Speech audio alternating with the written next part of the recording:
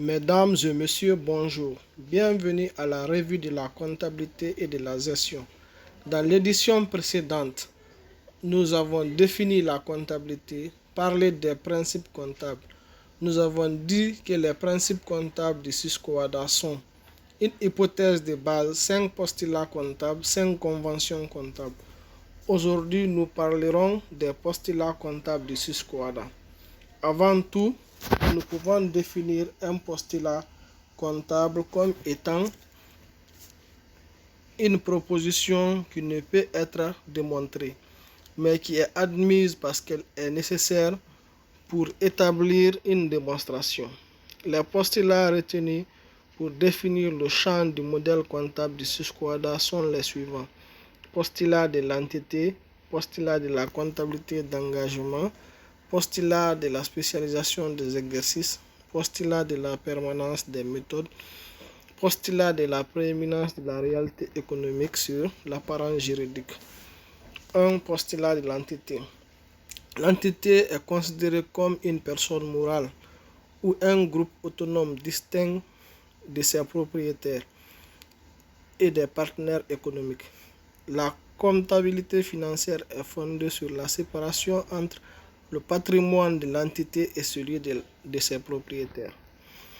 Postulat de la comptabilité d'engagement. Les effets des transactions et autres événements se produisent et non pas au moment des encaissements ou paiements. Ils sont enregistrés dans les livres comptables et présentés dans les états financiers des exercices auxquels ils se rattachent. Postulat de la spécialisation des exercices. Ce postulat signifie que la vie de l'entité est découpée en périodes appelées exercices, à l'issue desquelles les états financiers sont publiés. Donc, il faut rattacher à chaque exercice tous les produits et les charges qui le concernent, et ceux-là seulement. Postulat de la permanence des méthodes. Ce postulat exige que les mêmes méthodes de prise en compte des mesures et de présentation soient utilisées par l'entité d'une période à l'autre. En effet, la comparabilité et la cohérence des informations comptables au cours de périodes successives impliquent la permanence des méthodes d'évaluation et de présentation.